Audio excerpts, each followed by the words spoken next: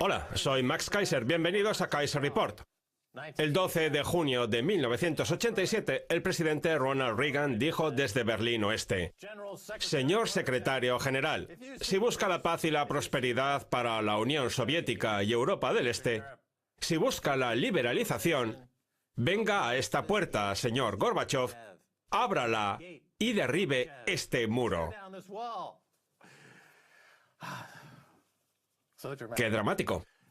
Ese fue el fin de la era de la colectivización y la escasez de la Unión Soviética, y el nacimiento de una etapa mágica de prosperidad en constante crecimiento que nos llevaría al futuro. ¿Stacy? Así es, fíjate bien en la palabra liberalización. Pues bien, tras 30 o 40 años de liberalización sin límites por todo el mundo, nos llega este titular. Minúsculo y por 1.100 libras al mes, esa es la respuesta de las empresas a la práctica de compartir apartamento en Londres. The Collective, un nuevo bloque de viviendas con capacidad para 550 personas situado en Old Oak y definido como una nueva manera de vivir en Londres, es la respuesta de las empresas al dilema al que se enfrentan los trabajadores recién llegados a la capital británica que buscan un apartamento y alguien con quien compartir gastos. El edificio que acoge a su primer ocupante este lunes se ha vendido ante el público como un lugar de residencia en el que los inquilinos podrán disfrutar de una vida sencilla y colectiva similar a la que llevan los estudiantes en las residencias, solo que en este caso va destinado a profesionales que están empezando sus carreras. Se trata de una torre con capacidad para 550 personas que cuenta con cocinas, baños y salones colectivos, junto con zonas de esparcimiento social y con unas habitaciones de tan solo 10 metros cuadrados. Pero aún así lo están vendiendo como algo muy interesante. Vamos a ver un cartel propagandístico de la Unión Soviética que he encontrado en una web en la que se burlan de todos los ejemplos de propaganda similares que ha habido en el mundo, porque la verdad es que me recuerda mucho a esto. La Unión Soviética está construyendo un mañana mejor y como prueba de ello, les ofrecemos estos modestos apartamentos de un dormitorio. Sí. O sea que lo de aquí es un ejemplo de colectivización muy parecido al de la Unión Soviética, donde la gente residía en viviendas minúsculas muy similares a estas, en las que compartían salón y zonas comunes. Es la sovietización del Reino Unido.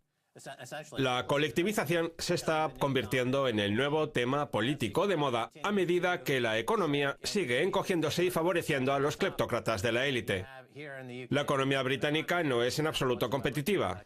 Los oligopolistas muy arraigados en ella no hacen más que destruir la competencia y abrir un negocio cuesta mucho, salvo que uno dé servicio a los payasos de la élite. Por ejemplo, el sector de la tecnología financiera empezó teniendo ambiciones muy nobles en lo que respecta a la cadena de bloques, pero al final se ha convertido en un instrumento al servicio de Blythe Masters, un personaje fundamental en este nuevo paradigma de la colectivización gobernada por la cleptocracia. Por eso se obliga a la gente a residir en viviendas cada vez más pequeñas y se le cobra tanto por ellas. Es una colectivización. Los bancos les prestan un montón de dinero para que puedan acceder a esas viviendas y también para que los estudiantes puedan graduarse. De ahí que los estudiantes británicos jamás se hayan graduado con tales cantidades de deuda a sus espaldas. De hecho, son los más endeudados del mundo dentro de esta colectivización y sovietización de la economía británica. Y no solo eso, además se ilegaliza cualquier forma de discrepancia. Cuando un parlamentario laborista muestra su oposición al gobierno, el actual primer ministro lo tacha de terrorista. Ese es otro ejemplo más de la sovietización del Reino Unido de la que hablo. Mientras en la Unión Soviética ahora se vive estupendamente, el Reino Unido se ha quedado totalmente estancado. Lo que antes era la Unión Soviética. Por cierto, me gustaría recordarles a nuestros espectadores, dado que muchos de ellos no habrían nacido todavía,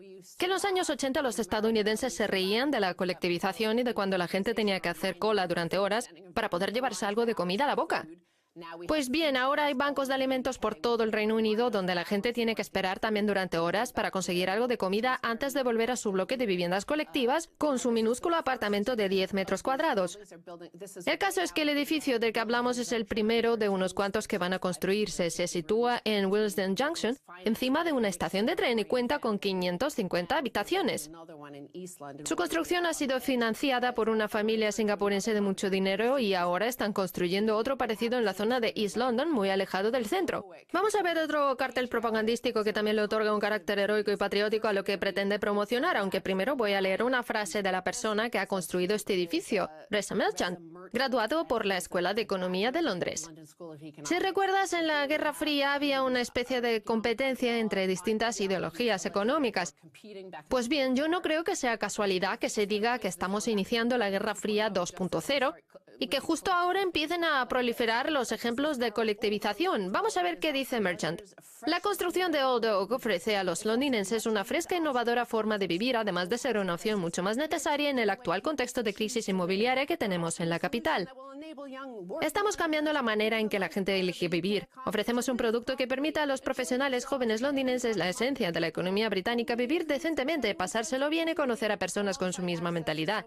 La convivencia en estos bloques genera un auténtico sentimiento de comunidad que ofrece acceso a un montón de entretenimientos más que cuando se comparte apartamento. Veamos ahora lo que dice el gerente del edificio, que trabaja sobre el terreno y que sabe que uno de los principales problemas de este tipo de convivencia es la limpieza. ¿Quién limpia la cocina? Las zonas comunes. Todos los residentes tendrán que acostumbrarse a vivir en comunidad y a limpiar las cocinas después de utilizarlas. Quienes incumplan esta norma repetidamente podrán ser expulsados, aunque eso sí, después de haber explorado todas las demás vías. Vamos a ver ahora sí nuestro segundo cartel propagandístico, esta vez del régimen norcoreano, en el que vemos a un ama de casa diciéndole a la gente: cierren el grifo, no dejen el agua correr. A lo mejor podrían colgarlo en ese bloque de viviendas colectivas que han construido en West London, lejísimos del centro. Después de esto, el siguiente paso será que todo el mundo lleve el mismo uniforme, como en la China de Mao o en otras dictaduras anteriores. Luego, las condiciones de vida. Bueno, ya van todos iguales, todos llevan barba. Sí, luego las condiciones de vida serán tan lamentables que tendrán que empezar a poner rejas en las ventanas y cerrojos en las puertas. Ese será el siguiente paso. Y de ahí ya todo será cuesta abajo hacia ese objetivo de mantener viva a la gente de la manera más barata posible. Al final, se acabará popularizando la esclavitud para competir con la mano de obra esclava de China. Eso es lo que nos espera. Volviendo a los años 80, muchos no se acordarán, pero lo que se nos decía era que el mejor sistema era el capitalismo de libre mercado al estilo estadounidense, que el resultado está repleto de fraudes y rentistas, y que si en lugar de eso elegíamos el comunismo o el socialismo, acabaríamos viviendo en comunas, algo que no le gustaría a nadie, y teniendo que hacer cola en los bancos de alimentos. Pues bien, eso es precisamente lo que han conseguido con esa política de mando y control tan propia de la Unión Soviética, tanto en el aspecto monetario como en el aspecto militar. Sí, la idea que tenía la Unión Soviética de que el autoritarismo no tenía límites no funcionó.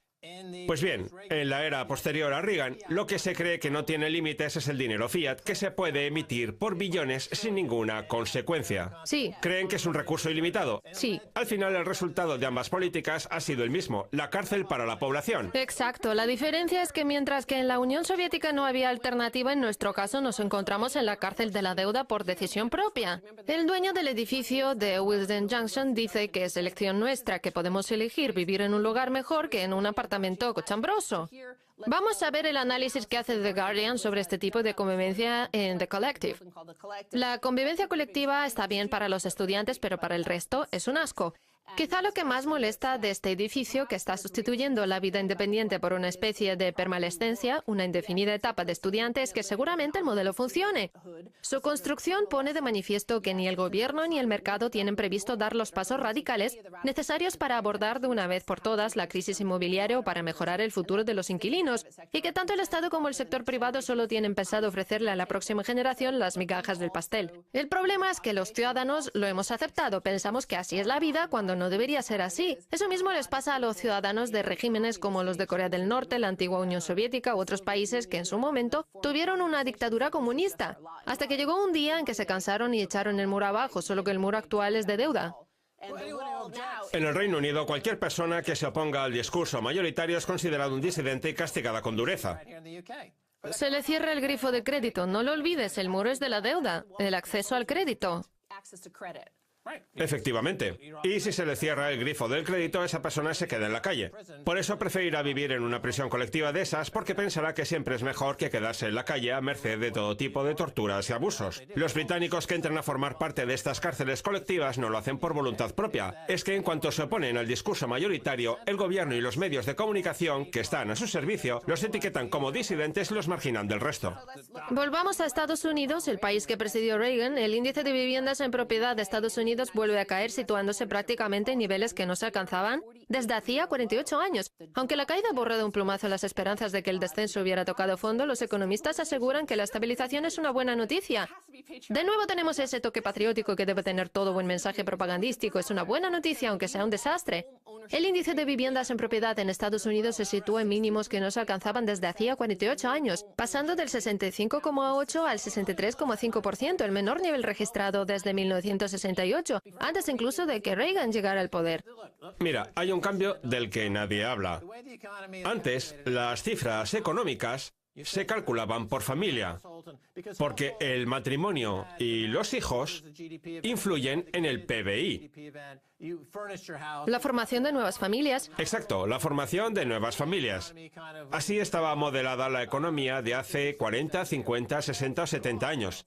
Pero ahora eso ha desaparecido. La economía actual está basada en los teléfonos celulares y nuestra interacción con ellos, de forma que si se encierra a miles de personas en una celda con un teléfono celular, seguirán pudiendo entrar en Facebook, lo que hará que las acciones sigan subiendo. Cuando el hecho de que la gente vaya a la cárcel y que las acciones de Facebook suban no deberían tener nada que ver. Vamos a seguir viendo toda esa propaganda optimista que publican los medios. Las continuas caídas en el índice de viviendas en propiedad reflejan en parte el incremento de familias que viven de alquiler. En el primer trimestre del año se han formado en torno a 363.000 familias más que viven de alquiler respecto al año pasado, casi el doble de las nuevas familias con una casa en propiedad. Eso en lo que respecta a la formación de nuevas familias. Recuerda que antes he dicho que el muro que se ha de derribar es el del crédito o el de la deuda. Parece que factores como el aumento del precio de la vivienda, los préstamos estudiantiles y que la gente se case, tenga hijos más tarde, la incertidumbre sobre si comprar una casa puede ser una buena inversión, está llevando a las familias más jóvenes a inclinarse por el alquiler en lugar de por la compra.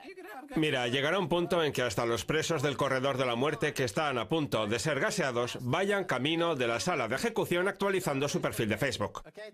Hay 1.000 millones de personas en el mundo que actualizan cada día su perfil de Facebook. Ese es el parámetro que hay que tener en cuenta a la hora de analizar la economía mundial, no la formación de nuevas familias.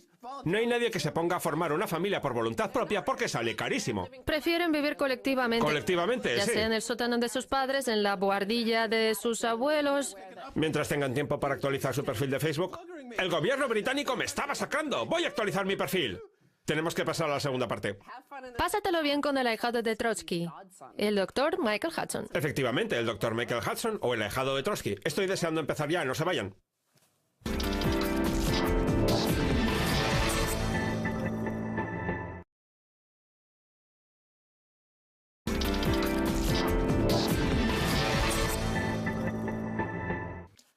Bienvenidos de nuevo a Kaiser Report, soy Max Kaiser. Es hora de viajar hasta Nueva York para hablar con el Dr. Michael Hudson, autor de Matar al huésped. Hola Michael, enséñanos el libro. Muy bien, aquí lo tienen. Eso es, esto ya es un clásico instantáneo. Michael Hudson es quien mejor conoce la historia y la aplicación de cualquier teoría económica que haya existido jamás, lo afirmó categóricamente. En su momento también fue responsable de la balanza de pagos del Chase Manhattan Bank, precisamente en la época en la que empezaban a crearse todos los paraísos fiscales que tenemos ahora. Un asunto del que me gustaría hablar hoy con usted. Los medios occidentales asistieron horrorizados a la filtración de los papeles de Panamá. Los lectores reaccionaron enfurecidos y los gobiernos prometieron hacer algo al respecto. Háblenos de Panamá. ¿Cuándo se creó y con qué propósito? Panamá se creó por iniciativa de los sectores del petróleo y la minería, y actualmente es el país que más banderas de conveniencia ofrece. Una bandera de conveniencia significa que una empresa se domicilia en un país concreto para llevarse a él los beneficios que genera por todo el mundo, algo que ya se hacía en los años 20. Panamá no es un país como tal. De hecho, no tiene divisa propia. Utiliza el dólar estadounidense. Un país de verdad tiene un gobierno de verdad, una divisa de verdad y un sistema de impuestos sobre la renta de verdad. Algo de lo que Panamá carece, al igual que Liberia. Cuando yo trabajaba en la balanza de pagos del sector petrolífero, en 1975, le pregunté a Standard Oil, ¿Dónde declaran ustedes sus beneficios? Porque yo no lo encuentro. ¿Los declaran en los países donde producen el petróleo o en los que lo distribuyen a través de las refinerías y las gasolineras? Pues bien, el tesorero, que era el que me guiaba en todo el proceso, me dijo, ¿que dónde declaramos los beneficios? Eso lo decidimos aquí mismo, en mi despacho de Nueva York. Y yo le contesté, pero si no los declaran ni en los países donde producen, ni en los países donde distribuyen, ¿dónde los declaran entonces? Y él me respondió, en los países de expedición a nivel internacional. Entonces yo le dije, mire, he mirado las estadísticas sobre las ganancias que figuran en la balanza de pagos y he encontrado varias regiones, Europa, Latinoamérica, Asia, pero los beneficios no se declaran en ninguna de ellas. Y él me contestó, seguramente no haya reparado en la última columna. Si se fija, verá que en la última región pone internacional. Pues bien, esa región internacional resultó estar compuesta por países como Panamá o Liberia, que en absoluto podían considerarse internacionales, sino más bien parte de la economía estadounidense. Y el tesorero añadió, mire, nosotros compramos el petróleo baratísimo de lugares como Medio Oriente. Fíjese hasta qué punto lo compramos barato, que los países en cuestión tampoco reciben demasiado dinero. Lo que hacemos es aplicar un margen de ganancias enorme a las empresas que alquilan los buques. Las consideramos filiales, pero son empresas externas. Y estas se lo repercuten a las refinerías de Europa y Estados Unidos, que no sacan ningún beneficio. Por tanto, la inversión del sector petrolífero no paga impuestos sobre la renta ni a los productores ni a los distribuidores.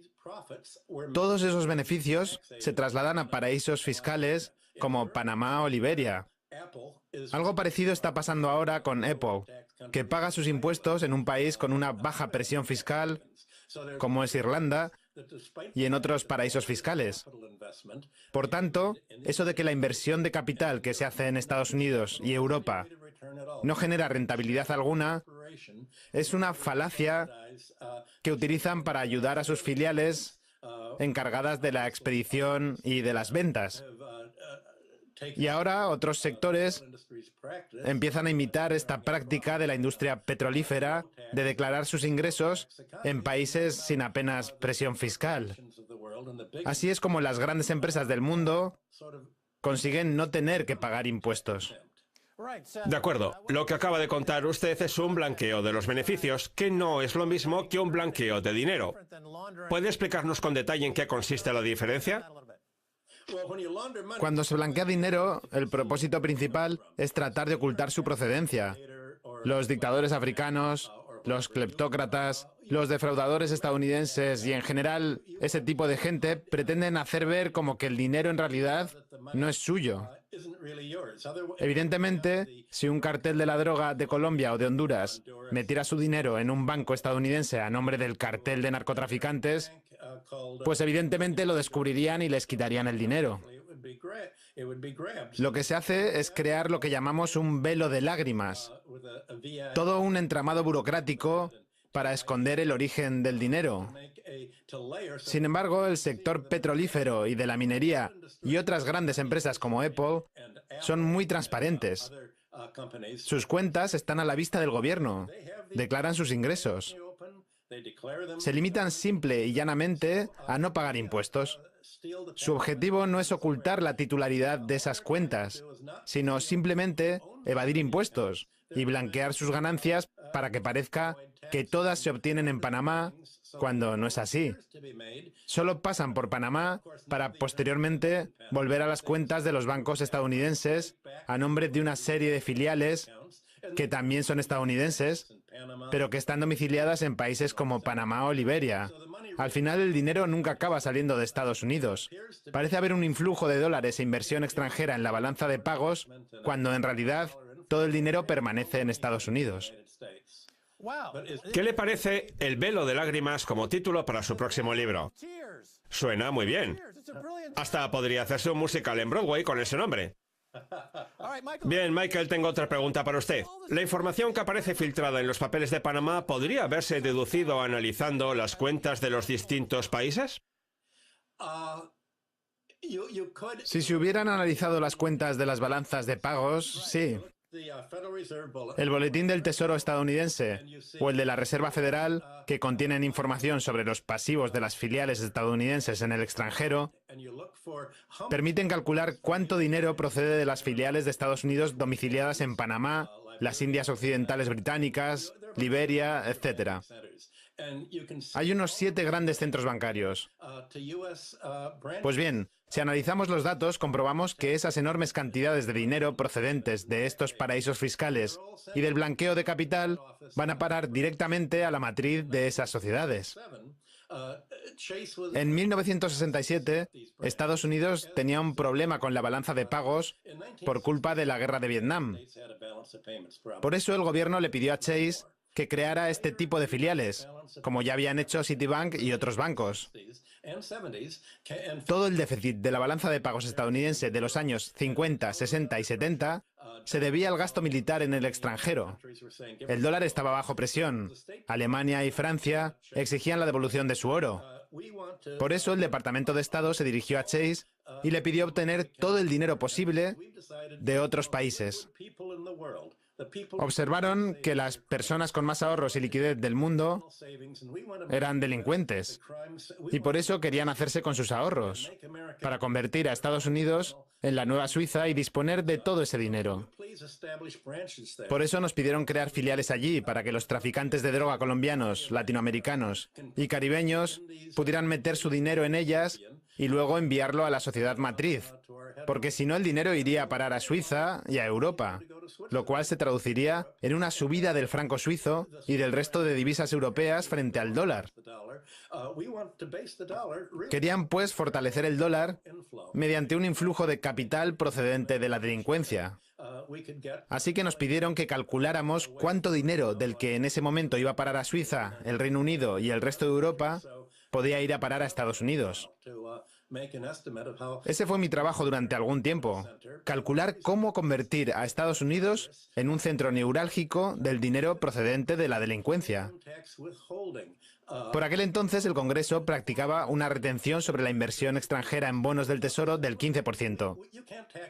Pues bien, llegó un punto en que el Congreso dijo, no se puede pedir a los delincuentes que paguen impuestos, porque en ese caso se llevarán el dinero a otro sitio. Por eso derogó esa retención del 15% aplicada a los ingresos derivados de los bonos del Tesoro, para que los delincuentes invirtieran en ellos, dado que se trata de la inversión más segura de todas. De acuerdo. Me gustaría insistir en una cosa que ha mencionado antes. Lo que han destapado los papeles de Panamá sobre los paraísos fiscales es lo mismo que hace Apple en Irlanda. ¿No es así? Sí, eso sí. Entonces, dígame. Irlanda aplica un impuesto de sociedades del 15%, mientras que Panamá directamente no lo aplica. Y en Irlanda la titularidad de las cuentas no es secreta, cosa que no sucede en Panamá, donde el dinero al final acaba en empresas domiciliadas en distintas partes de Estados Unidos como Nevada y Delaware, después de haber pasado por las Islas Caimán, por Riga, en Letonia, uno de los principales centros por los que fluye el dinero postsoviético. El dinero pasa por muchos sitios antes de acabar en Delaware o Nevada, y después en los bancos de Nueva York. Bien, vamos a pasar a otro asunto. Hace poco Arabia Saudita amenazó con vender 750.000 millones de dólares en activos estadounidenses. ¿Debería Estados Unidos hacer público el contenido del informe secreto de 28 páginas sobre los atentados del 11 de septiembre? ¿Qué consecuencias acarrearía esa decisión, Dr. Hudson? En 1975, Herman Kahn y yo fuimos a la Casa Blanca para hablar del papel del petróleo en la balanza de pagos. Pues bien, el secretario de Estado del Tesoro nos contó que tras la guerra del petróleo les habían dicho a Arabia Saudita y a otros países de la región que podían subir el precio todo lo que quisieran. Recordemos que cuando Estados Unidos cuadriplicó el precio del grano, la OPEP respondió haciendo lo propio con el precio del petróleo, lo cual molestó bastante a Estados Unidos. Pues bien, ahora les decían que podían subir el precio todo lo que quisieran, porque cuanto más alto fuera el precio, más beneficios obtendrían las empresas petroleras estadounidenses. Eso sí, el dinero que se obtendría como consecuencia de esa subida del precio tendría que reciclarse en Estados Unidos, en el mercado bursátil, el de deuda o el inmobiliario. De lo contrario, se consideraría un acto de guerra que desencadenaría una invasión por parte de Estados Unidos y un cambio de régimen. Por eso, desde 1975 hasta hoy, Estados Unidos siempre ha tenido su brazo militar extendido por Arabia Saudita. Así pues, si verdaderamente Arabia Saudita quisiera vender 750.000 millones de dólares en bonos del Tesoro estadounidense, ¿qué haría con ellos? ¿A qué divisa se trasladarían? Estados Unidos lo consideraría un acto de guerra. Y tenga por seguro que los sauditas y los wahabistas acabarían sufriendo un cambio de régimen, con una expansión de la democracia entre los trabajadores palestinos que conforman la mayor parte de la mano de obra del país. De acuerdo, nos quedan unos 30 segundos. Voy a pedirle que vuelva a enseñar su libro, Matar al huésped, que defiende un argumento con el que yo desde luego coincido. Que el sector financiero es un parásito tan avaricioso y corrupto para la economía que está matando al huésped. ¿No es así? Sí, ya lo hablamos la última vez que estuvo usted en Nueva York. Por eso no salimos de la depresión en la que nos encontramos. El libro explica que la no cancelación de las deudas tras la crisis del 2008 dejó a las economías de Europa y Estados Unidos en una situación de deflación de la deuda, de la que no saldremos mientras el dinero siga utilizándose para pagar la deuda en lugar de para adquirir bienes y servicios. Estupendo, doctor Michael Hudson, gracias por venir a Kaiser Report. Siempre es un placer, Max. Muy bien, esto es todo por hoy en Kaiser Report. Somos Max Kaiser y Stacey Herbert. Quiero dar las gracias a nuestro invitado, el doctor Michael Hudson. Si quieren contactar con nosotros, envíenos un tuit a Kaiser Report. Hasta la próxima, adiós.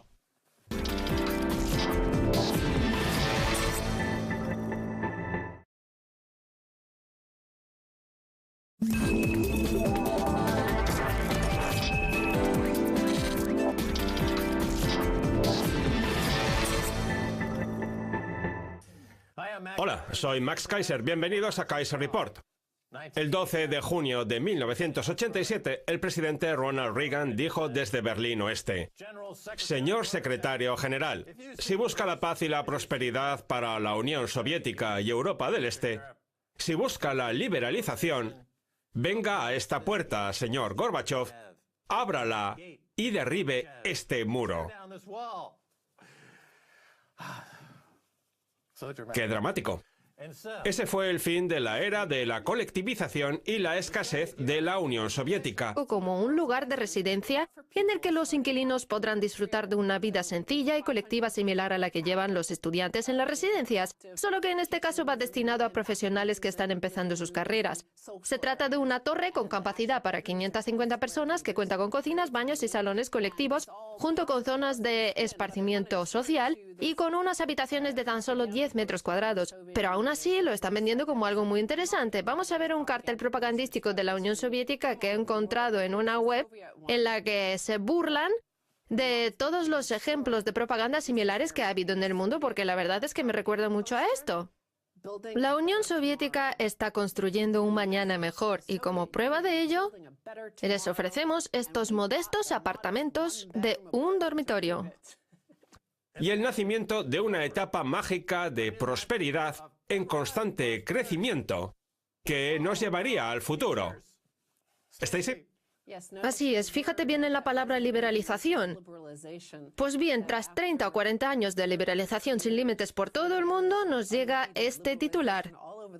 Minúsculo y por 1.100 libras al mes, esa es la respuesta de las empresas a la práctica de compartir apartamento en Londres. The Collective, un nuevo bloque de viviendas con capacidad para 550 personas situado en Old Oak y definido como una nueva manera de vivir en Londres, es la respuesta de las empresas al dilema al que se enfrentan los trabajadores recién llegados a la capital británica que buscan un apartamento y alguien con quien compartir gastos. El edificio que acoge a su primer ocupante este lunes se ha vendido ante el público de la colectivización gobernada por la cleptocracia. Por eso se obliga a la gente a residir en viviendas cada vez más pequeñas y se le cobra tanto por ellas. Es una colectivización. Los bancos les prestan un montón de dinero para que puedan acceder a esas viviendas y también para que los estudiantes puedan graduarse. De ahí que los estudiantes británicos jamás se hayan graduado con tales cantidades de deuda a sus espaldas. De hecho, son los más endeudados del mundo dentro de esta colectivización y sovietización de la economía británica. Y no solo eso, además se ilegaliza cualquier forma de discrepancia. Cuando un parlamentario laborista muestra su oposición al gobierno, el actual primer primer ministro lo tacha de terrorista. Ese es otro ejemplo más de la sovietización del Reino Unido de la que hablo. Mientras en la Unión Soviética ahora se vive estupendamente, el Reino Unido se ha quedado totalmente estancado. Lo que antes era la Unión Soviética. Por cierto, me gustaría recordarles a nuestros espectadores, dado que muchos de ellos no habrían nacido todavía, que en los años 80 los estadounidenses se reían de la colectivización y de cuando la gente tenía... Sí. O sea que lo de aquí es un ejemplo de colectivización muy parecido al de la Unión Soviética, donde la gente residía en viviendas minúsculas muy similares a estas, en las que compartían salón y zonas comunes. Es la sovietización del Reino Unido. La colectivización se está convirtiendo en el nuevo tema político de moda a medida que la economía sigue encogiéndose y favoreciendo a los cleptócratas de la élite. La economía británica no es en absoluto competitiva. Los oligopolistas muy arraigados en ella no hacen más que destruir la competencia y abrir un negocio cuesta mucho, salvo que uno dé servicio a los payasos de la élite. Por ejemplo, el sector de la tecnología financiera empezó teniendo ambiciones muy nobles en lo que respecta a la cadena de bloques, pero al final se ha convertido en un instrumento al servicio de Blythe Masters, un personaje fundamental en este nuevo paradigma